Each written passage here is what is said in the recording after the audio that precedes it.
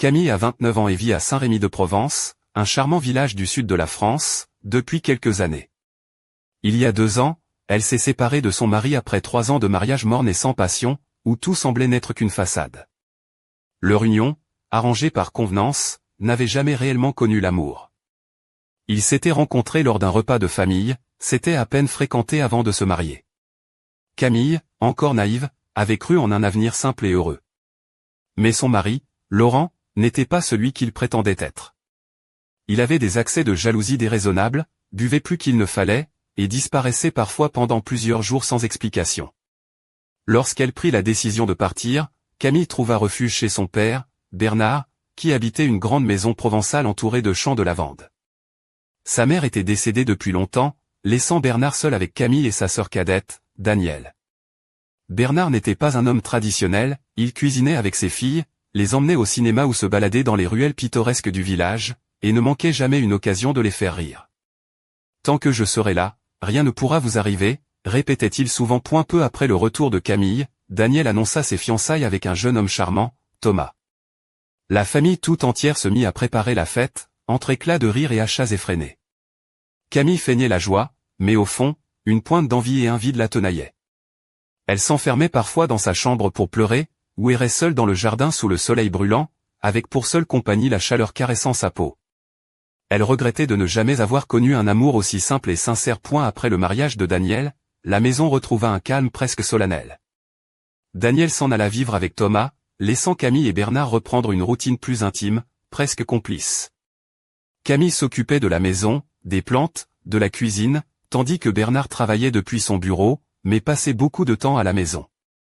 Parfois, en pyjama et cheveux noués, elle le surprenait dans la cuisine, préparant un café, et il lui lançait un regard en coin, un sourire complice qui laissait planer le doute. Était-ce un regard paternel ou autre chose? Un soir, alors qu'il regardait un film dans le salon, le téléphone de Bernard sonna.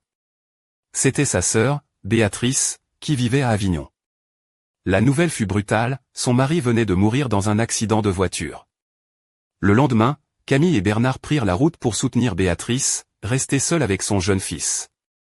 Elle s'accrocha beaucoup à eux, surtout à Camille, lui confiant que sa présence lui rappelait ses années de jeunesse.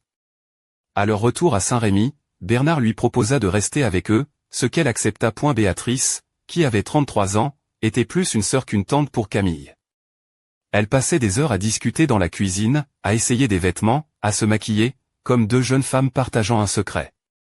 Béatrice laissait son fils chez ses parents pour un temps, et la maison redevint un foyer de femmes, empli de rire et de complicité. Un jour, alors qu'elles étaient dans la chambre de Camille à regarder des vidéos sur TikTok, Béatrice lui confia qu'elle regrettait la proximité avec son mari, non pas de façon vulgaire, mais comme une confidence intime.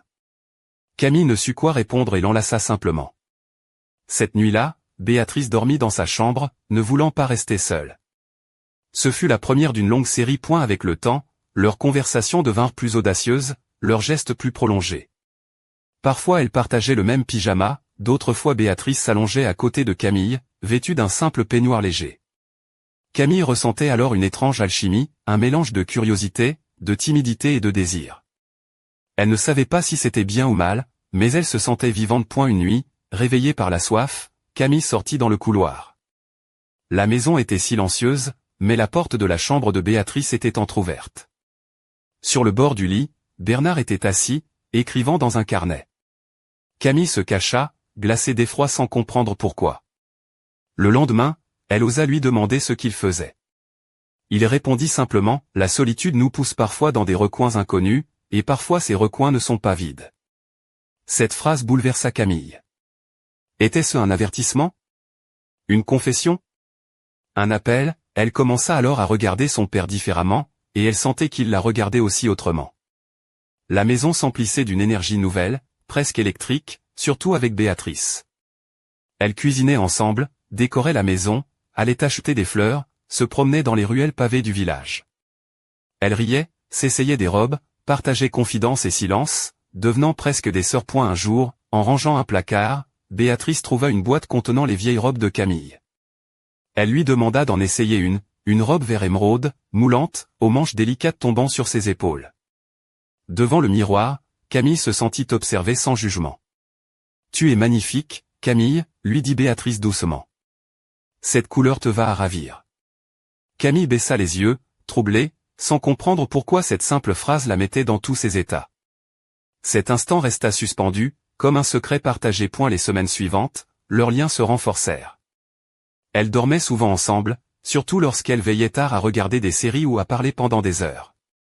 Ces nuits étaient longues, ponctuées de rires, de souvenirs, de silences complices. Elles se coiffaient mutuellement, faisaient des masques de beauté à l'avocat et au miel, et parlaient sans tabou.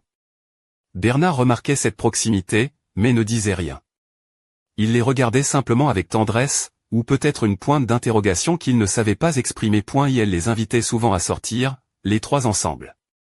Ils dînaient dans des petits bistrots, ou faisaient le tour de Saint-Rémy en voiture, profitant des lumières dorées du soir. Parfois, il les prenait en photo, d'autres fois, il restait silencieux, comme pour graver ces moments dans sa mémoire. Un soir, rentrant tard d'une séance de cinéma, la chaleur de la maison invitait à la détente. Béatrice avait enlevé ses sandales pour marcher pieds nus dans le couloir. Camille portait une blouse légère en lin et un pantalon en plan coton. En passant devant le bureau, elle surprit le regard doux et presque mélancolique de Bernard. « Vous deux, on dirait que vous sortez d'un rêve », murmura-t-il. Camille ne sut quoi répondre, un frisson lui parcourut l'échine. Était-ce un compliment? Une déclaration voilée? À partir de ce moment, l'atmosphère devint plus intense. Les gestes étaient plus doux, les silences plus longs, comme si tous jouaient une pièce délicate. Un matin, en servant le café à son père, Camille effleura sa main sans le vouloir. Ce bref contact fit croiser leurs regards, elle rougit, lui sourit. Béatrice et Camille partageaient de plus en plus leurs émotions. Un après-midi, en lavant le linge dans le jardin, Béatrice confia, « Parfois, j'ai peur de m'habituer trop à vous. Je ne sais pas si c'est bon ou mauvais. » Camille demanda pourquoi mauvais. « Parce que quand on se sent à l'aise, on commence à ressentir des choses qu'on ne comprend pas vraiment. » Cette phrase resta gravée en elle. Cette nuit-là, Camille eut du mal à dormir, chaque bruit lui semblait amplifié, le froissement des rideaux, les pas dans le couloir, le craquement du bois. En se levant pour boire, elle trouva la lumière du bureau allumée. Bernard y lisait, elle s'assit près de lui. Ils parlèrent peu. Il lui demanda comment elle se sentait. « Bien, mais fatiguée », répondit-elle. « C'est normal, » dit-il, « parfois les émotions fatiguent autant que le corps. » Cette phrase fut comme un souffle pour son âme. Elle se coucha, mais fit un rêve étrange. Tous trois étaient assis à table, partageant un café et une brioche, leurs mains s'effleurant sans gêne. Un rêve doux et intime qui laissa en elle une nostalgie plus qu'une culpabilité. Petit à petit, Camille regarda Bernard et Béatrice sous un autre jour. Elle ne savait si c'était son imagination ou si quelque chose changeait aussi entre eux. Mais elle sentait qu'ils partageaient un même désir muet, encore inavoué. L'ambiance dans la maison devint une danse de silence et de gestes retenus. Personne ne parlait franchement de ce qui flottait entre eux, mais c'était palpable dans les regards, dans la façon dont Bernard leur servait le café, ou dont Béatrice descendait l'escalier, ses pas légers, précis. Camille choisissait avec soin ses vêtements, comme ce matin où elle portait une blouse de mousseline bleu pâle, semi-transparente, et un pantalon de lin blanc qui dessinait ses chevilles. Elle était pieds nus, cheveux lâchés. Bernard, en la voyant, haussa un sourcil, « Tu vas sortir ?»« Non, juste pour moi, » répondit-elle avec un sourire en coin. Quelques minutes plus tard, Béatrice apparut dans une tunique crème serrée à la taille par un foulard de soie, sandales fines dévoilant ses pieds impeccables. Sans un mot, elle semblait engagée dans un jeu silencieux où chacune montrait sa meilleure version. Après le petit déjeuner, Camille proposa de faire un grand ménage de printemps. Pendant qu'elle et Béatrice dégageaient des cartons dans le couloir, Bernard les aidait depuis l'escalier. En montant une caisse, Camille trébucha, Bernard la rattrapa par la taille. Ce geste, automatique, les figea un instant. Sa main était ferme, chaude, et le souffle de Camille s'accéléra. « Merci », murmura-t-elle sans le regarder. « Toujours », répondit-il d'une voix grave. Cette nuit-là, Béatrice s'enferma tôt dans sa chambre, évoquant un mal de tête. Bernard lisait sur la terrasse, Camille s'assit à ses côtés, une fine couverture sur les épaules. Le vent jouait avec la lumière de la pleine lune. « Tu te souviens des dimanches où on allait au cinéma ?» demanda-t-elle. « Oui, tu voulais toujours t'asseoir à droite pour t'appuyer sur mon bras. »« J'aime toujours ce côté », souffla-t-elle, sans savoir pourquoi. Ils échangèrent un long silence, dense, ni gênant ni léger. « Camille, » dit-il enfin, « je ne sais pas quand tout a changé, mais je le sais. Je ne suis pas aveugle. »« Moi non plus, » répondit-elle. Ils ne dirent rien de plus. Elle monta dans sa chambre, le cœur battant, comme si elle avait couru un marathon. Les jours suivants furent étrangement paisibles. Béatrice se faisait plus réservée, comme si elle sentait aussi ce qui bouillonnait sous la surface. Un après-midi, en lavant les nappes, elle lui confia « Tu crois qu'on peut recommencer, même avec quelqu'un qu'on n'avait jamais imaginé ? Parfois, ce dont on a besoin ne vient pas dans le paquet qu'on attendait. » Camille répondit sans réfléchir. Béatrice la regarda, yeux grands et sombres, comme si elle comprenait tout. « Prends soin de lui, dit-elle. » Camille ne sut pas si elle parlait de Bernard ou d'elle-même. Cette nuit-là, une tempête éclata sur Saint-Rémy, secouant les volets et les fenêtres. En descendant pour les fermer, Camille croisa Bernard. Tous deux étaient trempés par la pluie qui s'engouffrait par le jardin. Elle portait une longue chemise de nuit blanche, légèrement collée à la peau. Il la couvrit de son pull en silence. « Tu ne devrais pas être seule par des nuits comme ça, murmura-t-il. « Je ne le suis pas, répondit-elle. Elle ne dormit pas bien, chaque craquement la faisait sursauter. Elle pensait à ce territoire nouveau et invisible qu'ils exploraient, sans savoir s'il était solide ou un piège. À eu petit matin, la maison baignait dans un silence épais. Camille trouva Béatrice dans la cuisine, en robe longue moutarde, les cheveux encore humides tombant en cascade sur ses épaules. « Tu as bien dormi ?» demanda Béatrice sans la regarder. « Pas vraiment.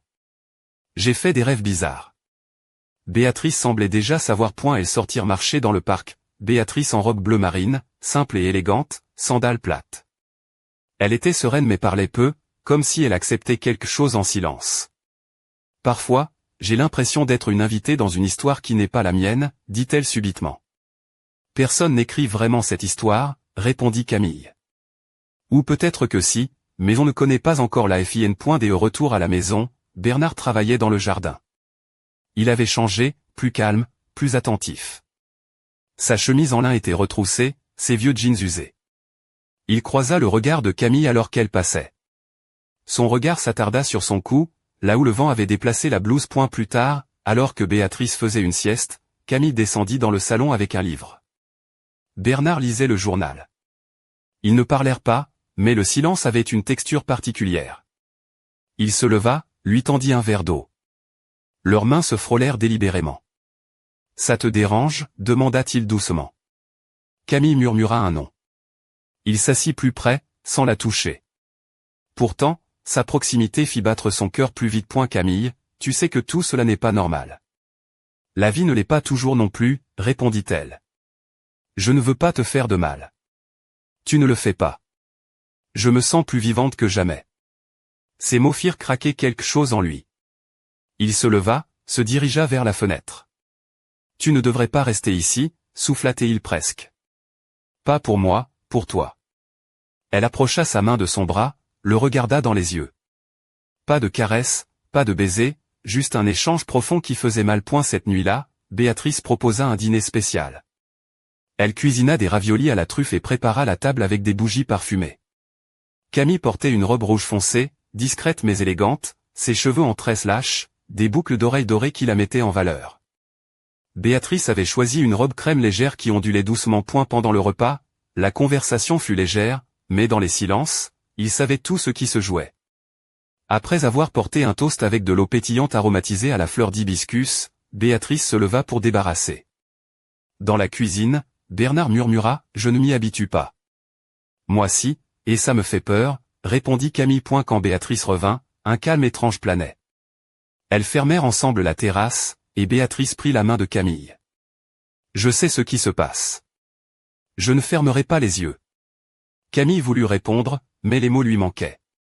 Je ne te juge pas, mais fais attention à ce que tu ouvres. Parfois, on ne peut plus refermer une porte. Cette nuit-là, Camille resta éveillée, regardant le ciel étoilé, attendant un signe. Dans le couloir, elle entendit des pas, mais ne sut s'ils allaient vers sa porte ou s'en éloignaient.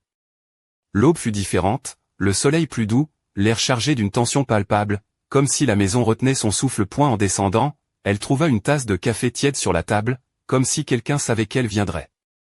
Elle s'assit, portant une chemise blanche en lin appartenant à son père, trop grande, et ses cheveux en désordre. Par la fenêtre, Béatrice arrosait les plantes, vêtue d'une longue robe de coton au motif discret, avançant avec la sérénité de celle qui a pris une décision. Bernard n'était pas là ce matin, partit tôt sans prévenir. Son absence pesait comme une menace silencieuse. Lorsqu'il revint à midi, il était différent, chemise neuve, impeccablement repassée, cheveux encore humides. Il la regarda longuement sans un mot.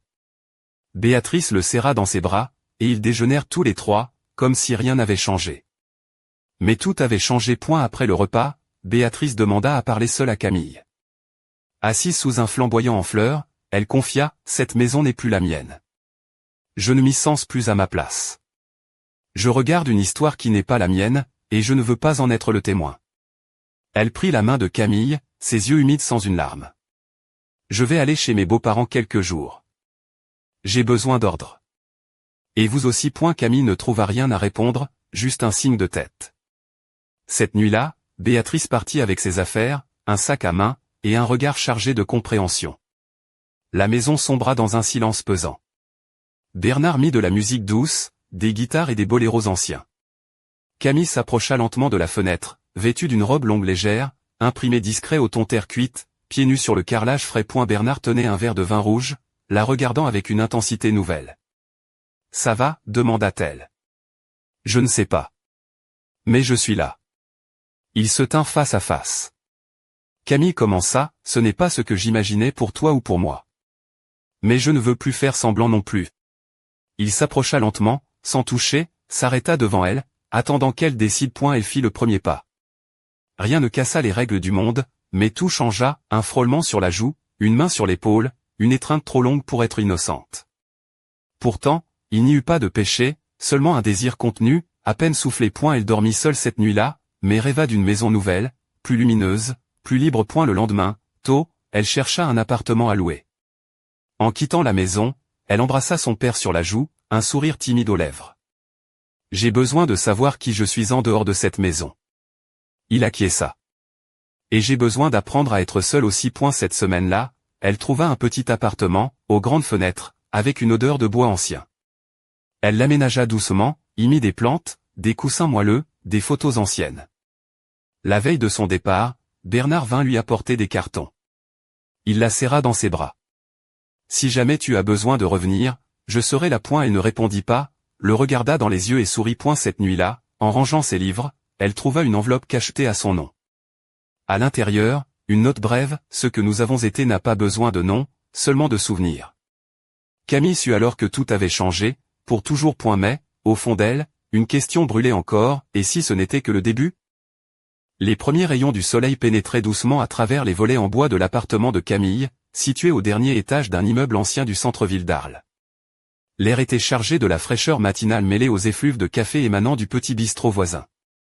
Camille ouvrit les yeux lentement, enveloppée dans une nuisette de soie couleur ivoire qui glissait délicatement sur sa peau, laissant deviner la courbe de ses épaules et la douceur de son cou. Ses cheveux châtains, encore emmêlés par le sommeil, encadraient son visage au teint lumineux, ponctué de quelques taches de rousseur qui lui donnaient un charme sauvage. Elle s'installa sur le bord du lit, ses jambes fuselées effleurant le parquet ancien, et regarda autour d'elle. Les murs étaient décorés de cadres au ton sépia, portraits de familles oubliées, paysages de Provence baignés de lumière dorée. Sur une petite table, un vase de verre contenait une branche de lavande fraîche, son parfum délicat emplissant la pièce d'une sérénité presque palpable. Un léger bruit attira son attention, son téléphone vibrait discrètement sur la commode. Elle le saisit, intriguée. Un message de Béatrice, simple, presque critique, « Il faut qu'on parle. Ce soir. Chez moi. 20h. » Camille sentit une boule se former dans sa gorge. Que pouvait bien vouloir dire cette invitation? Depuis son départ, leur relation s'était raréfiée, les silences lourds de sous-entendus. Était-ce une demande d'aide, une confession, ou un nouveau secret à partager? Elle se leva, glissant ses pieds nus dans des mules en cuir souple couleur cognac, puis enfila une robe légère en lin bleu ciel, cintrée à la taille par une ceinture fine. La robe, à manches 3/4, laissait entrevoir la peau pâle de ses bras, et laissait tomber en douceur sur ses hanches. Un collier en argent, simple mais élégant, ornait son cou, tandis qu'une fine bague en or blanc scintillait à son annulaire droit. En quittant son appartement, elle sentit un frisson d'excitation mêlé d'appréhension parcourir son échine, comme si elle s'engageait sur un chemin où chaque pas serait décisif. Et la ville d'Arles s'éveillait lentement sous un ciel de coton, les ruelles pavées baignées d'une lumière dorée, les cafés ouvrant leurs terrasses, les conversations matinales s'élevant en un murmure vivant. Camille prit son vélo, glissant avec aisance entre les passants, le vent jouant dans sa robe et faisant danser les fines mèches de ses cheveux points en arrivant chez Béatrice, une maison ancienne aux volets bleus délavés, elle fut accueillie par une atmosphère différente, presque électrique. Béatrice l'attendait sur le seuil, vêtue d'une robe crème fluide, ses cheveux relevés en un chignon désordonné qui laissait échapper quelques mèches rebelles, accentuant la douceur de ses traits. Son regard, habituellement serein, était marqué d'une tension palpable. Elles entrèrent sans un mot. La pièce principale, décorée avec goût, mêlait mobilier ancien et touches modernes. Des bougies parfumées étaient allumées, diffusant une lumière tamisée qui caressait les murs. Un léger parfum de jasmin flottait dans l'air. Béatrice s'assit sur le canapé, invitant Camille à faire de même.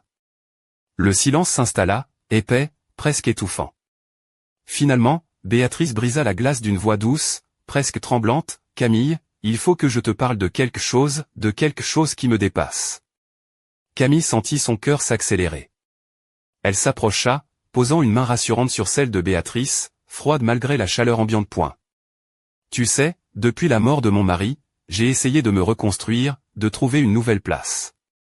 Mais il y a des choses que je ne peux plus ignorer, des choses qui se passent ici, entre nous, dans cette maison, dans nos cœurs. Elle marqua une pause, ses yeux brillant d'une émotion contenue. Bernard, ton père, il n'est pas l'homme que nous pensions. Il y a des secrets, des silences lourds, des gestes qui trahissent ce que personne n'ose dire. Camille la regarda, cherchant à comprendre. Que veux-tu dire? Béatrice baissa les yeux, puis reprit, plus ferme, je crois qu'il y a quelque chose entre lui et moi. Quelque chose que ni lui ni moi n'avons su nommer, mais qui est là, comme une ombre qui plane. Et toi, je sens aussi ce que tu ressens, cette tension, ce désir, ce mélange de peur et d'espoir. Un silence s'installa, plus profond que jamais. Camille sentit une chaleur envahir ses joues, un frisson d'excitation mêlé d'inquiétude.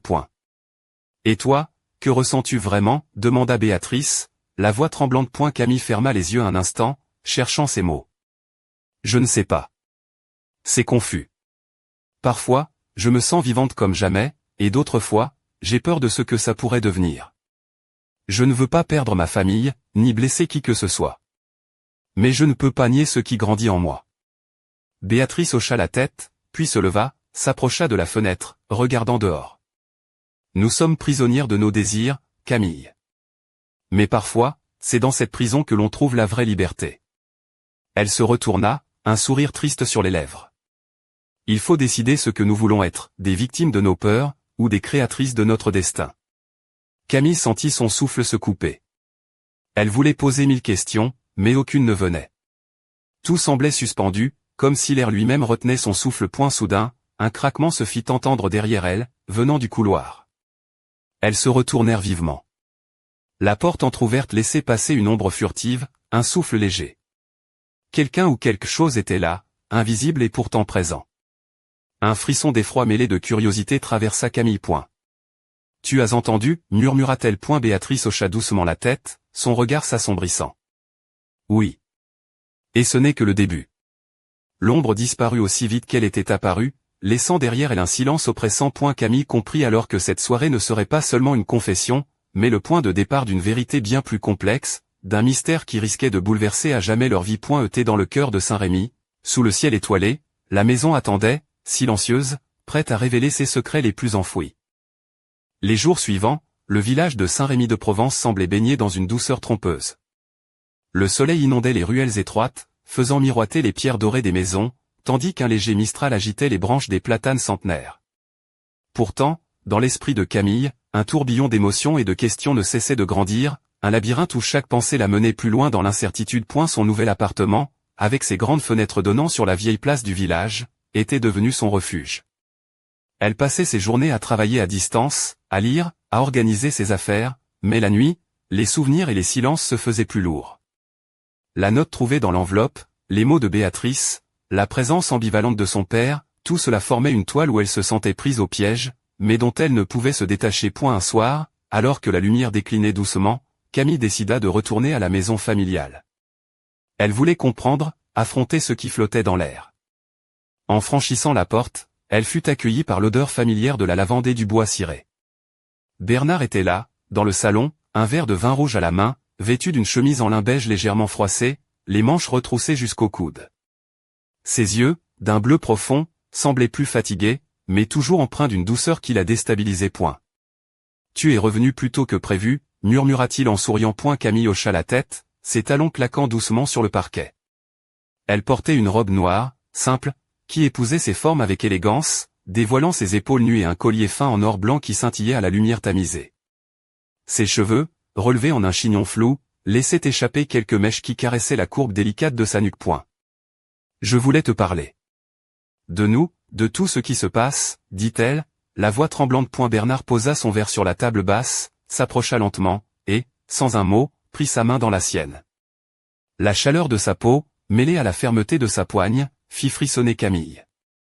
Un silence profond s'installa, chargé d'une tension palpable. Camille, commença-t-il, la voix basse, presque un murmure, la vérité est souvent plus complexe qu'on ne l'imagine. Mais je veux que tu saches une chose, je suis là, toujours.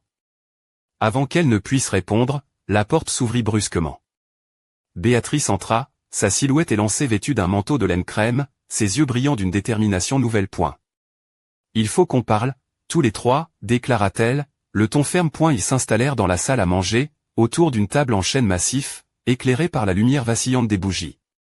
L'atmosphère était dense, les mots retenus prêts à exploser. Béatrice prit la parole la première, ce que j'ai découvert ces derniers jours dépasse tout ce que j'aurais pu imaginer. Bernard, il y a des choses que tu nous caches. Bernard soupira, baissa la tête. Je n'ai pas tout dit, c'est vrai. Mais c'est pour vous protéger. Camille sentit son cœur s'emballer. Protéger? De quoi? Bernard leva les yeux, fixant intensément sa fille. De moi-même. De ce que je suis devenu. Un frisson parcourut la pièce. Béatrice se pencha vers lui, les yeux emplis de compassion et d'inquiétude. Bernard, il est temps d'être honnête. Il prit une profonde inspiration, puis raconta une histoire enfouie depuis des années, un secret de famille mêlé de douleur et de passion interdite. Une saga où les frontières entre l'amour, la trahison et la rédemption s'entremêlaient, rendant chacun prisonnier de ses choix. À eu fil des révélations, Camille ressentit un mélange d'effroi et de compréhension.